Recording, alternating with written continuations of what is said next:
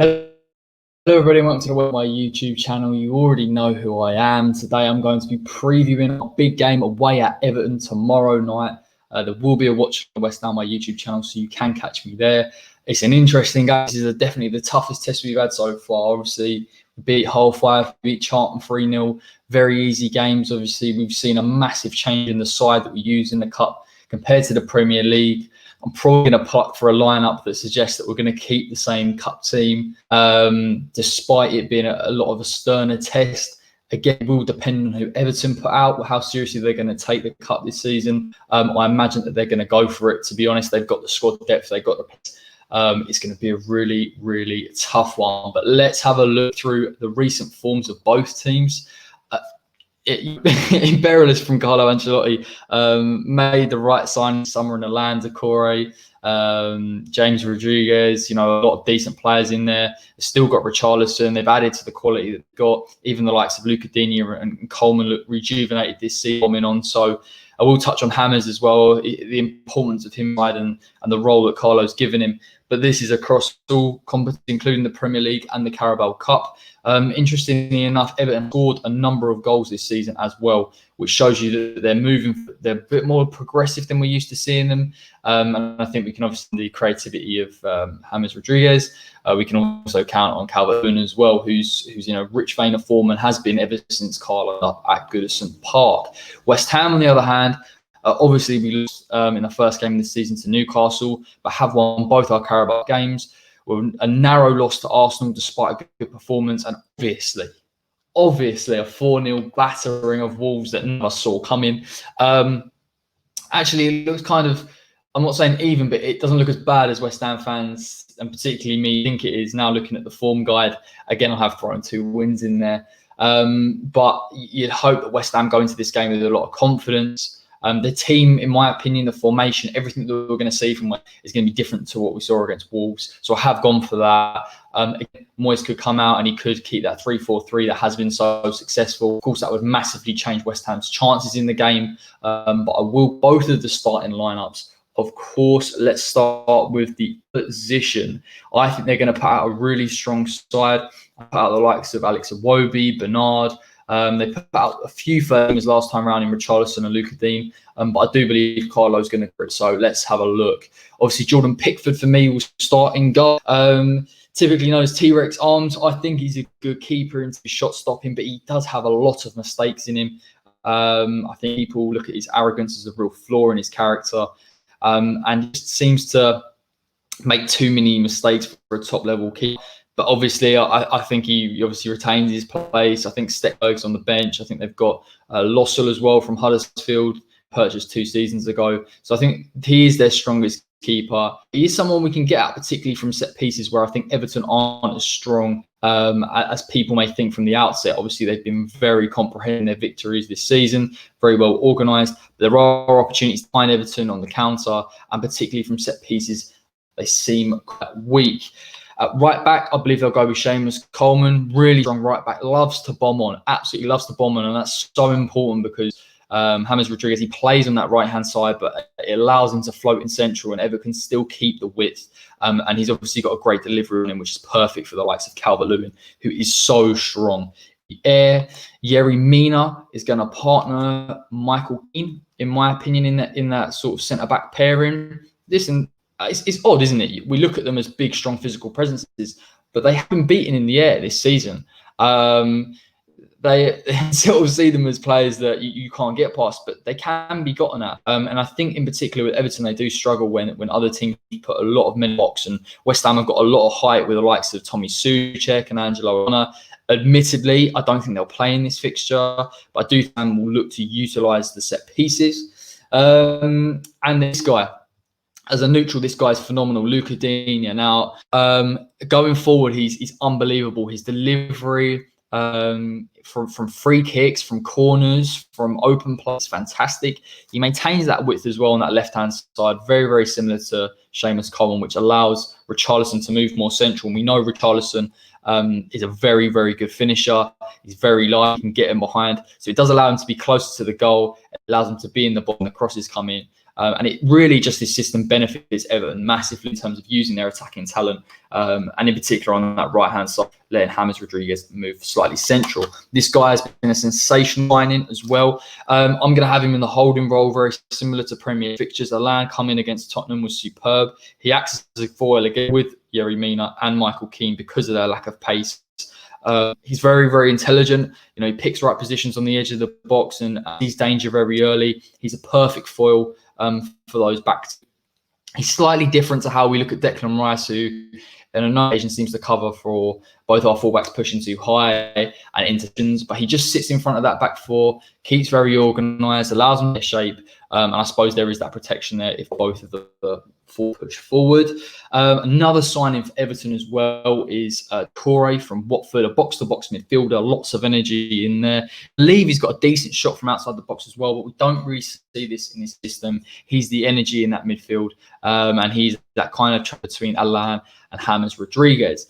But we cannot overcourse Andriy Gomez, that seems to have a good game against us all the time. Really good passing range. I think he thrives now a little bit more in this system. There isn't the defensive responsibility that he was used to.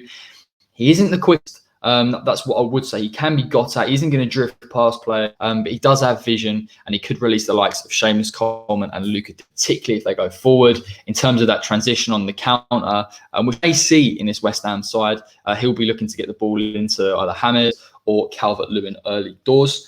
Richarlison's going to pop up on that left-hand side. He seems to love popping up on that left side, and a number of Premier League strikers these days like to cut in. Again, he can play up front if he needs to as the central striker, but obviously got that pace which allows him to move. Don't expect him to keep the width too much. Yes, he may pop out on that left hand, but he does come central. It is part of Everton's play for him to come in when there's delivery into the box and almost act as a second striker with Calvert-Lewin. Calvert-Lewin, formidable in the air. What he has done to his game now, he has a little bit better finishing quality. He takes his chances. We saw that interview where he said that Carlo's asked him just to take one touch to get one goal, and it's worked really, really well for him. You don't see too much in terms of open play. He's not going to link the play like other strikers will, but his physical presence, and you can't overlook his goals record so far towards the end of last season and this season. Again, against the likes of Aless, who I believe will start in this game, it is a big challenge for him. And I also think with players around Calvert-Lewin, he becomes more dangerous. And of course, we can't forget this bloke, can we? Now, from what I've watched of him, he does pop up on the right if we're talking about an organised formation. If Everton aren't on the attack, he will keep that width a bit.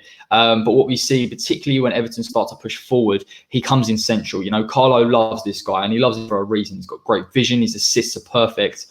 He sees passes that most functional midfielders, and I don't believe the likes of Decore will. That's why I think Everton have got a really balanced midfield, but particularly against Crystal Palace, you know, Coleman was allowed to bomb on. James come quite central and found him with a first-time pass, and that is how Calvert-Lewin got his goal. Again, he's also dangerous from free kicks and pieces. He's a real danger man.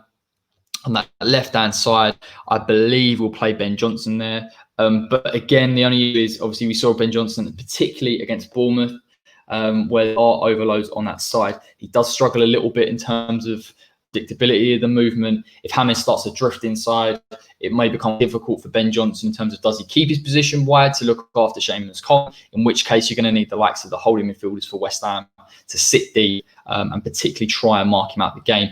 Easier said than done. Obviously, Everton have got multiple angles from which they can get a victory, but let's discuss the West Ham side. In goal, I believe it'll be Darren Randolph. No brainer here. Obviously, he started in the last game. I was a bit disappointed to see him get beat by his near post. It does seem to happen a lot with Darren Randolph.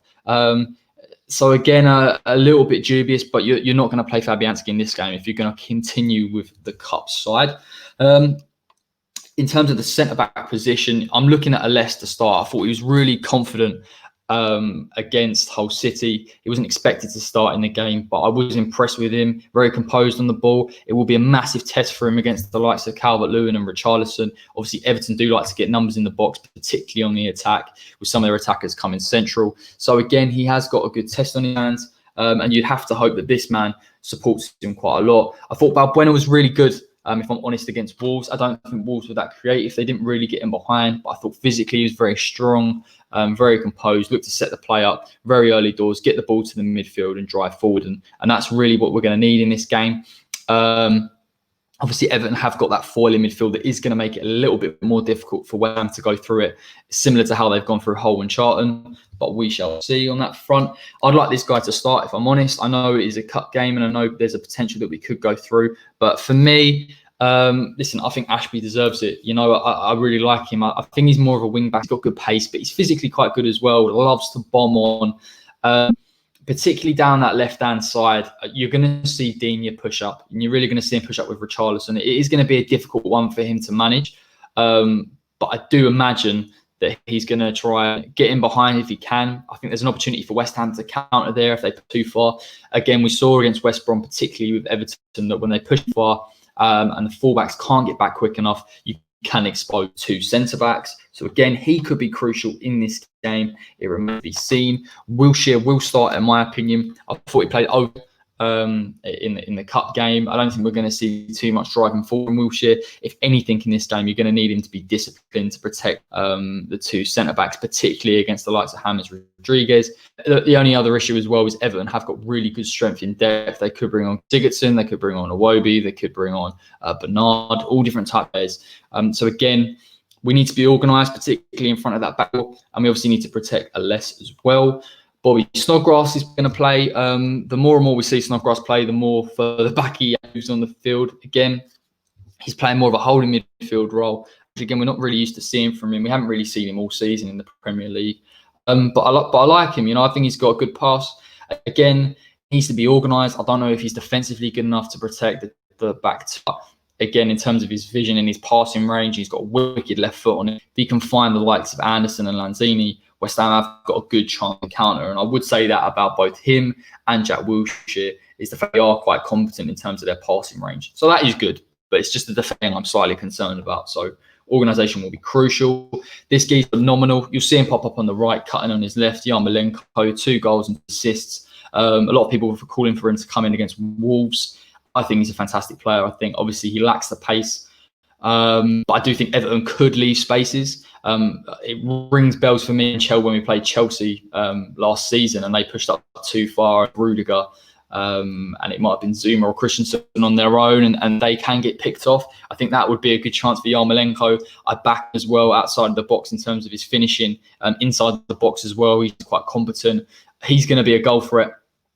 He's also going to be here as well, and I think his quality coming off that right hand Everton push up too far is going to be important. This man, I think the only concern with Lanzini, particularly with that midfield of Decore and Allan, is that he could find himself with a lack of space as he has had lower league opposition. I think the idea with Manu is to push him forward slightly and play him in a 10 role. I think he is a little bit more influential in that respect, but when you've got Allan sitting in front, there's a lack of space. You know, the link up him and Sebastian Haller and Anderson all of a sudden becomes quite difficult in order to build that fluidity and that tempo.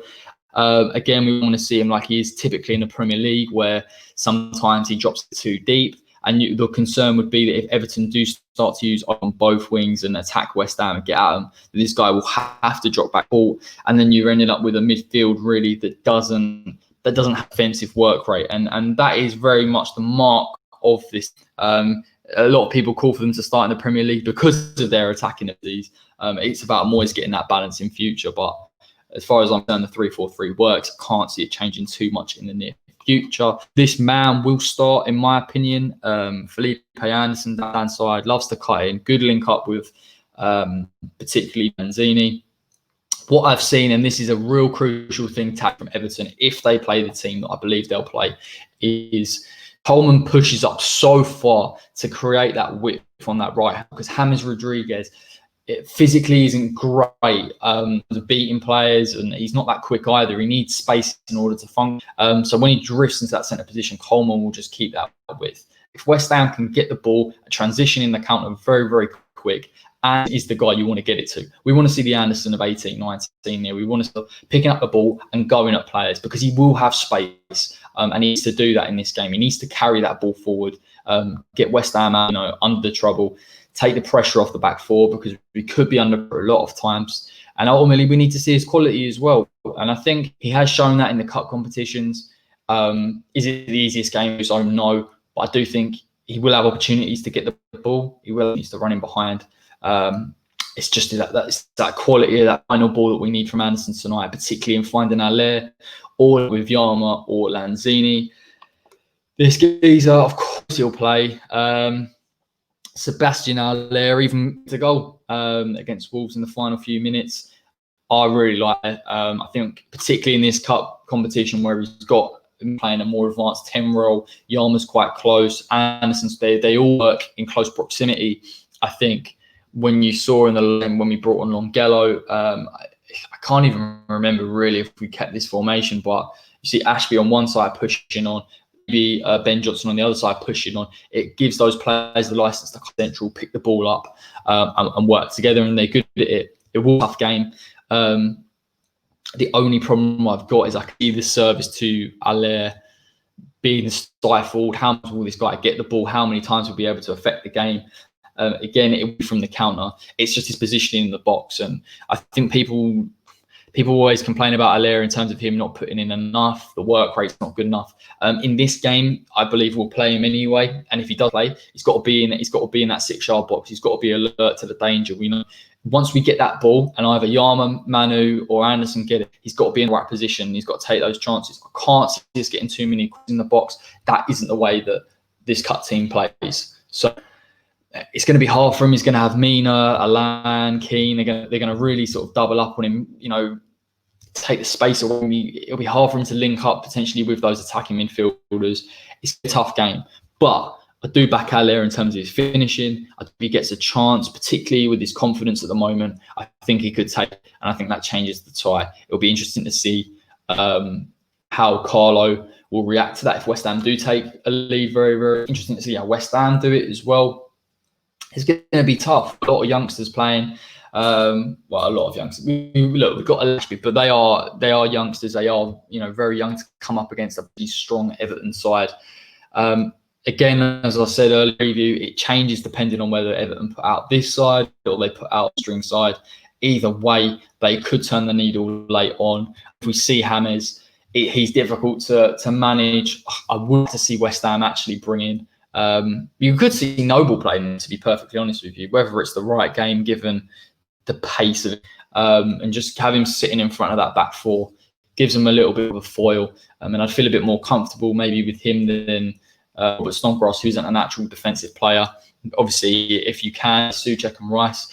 I just think West Ham's intention in this cup competition isn't to lose this round. I'm not saying we're going to throw the game, but either from David Sullivan and Moyes that it isn't the main priority. So it is unfortunate. I would love to have seen West Ham really go for it, and they surprise me and they just throw out the likes of Rice and Antonio. But looking at it more, Antonio and Bowen played a lot of minutes. The other day they come off 5 minutes to go. I can't see them playing. They'll be absolutely shattered. And we have got a big game against Leicester. They have done brilliantly to beat Manchester 5-2.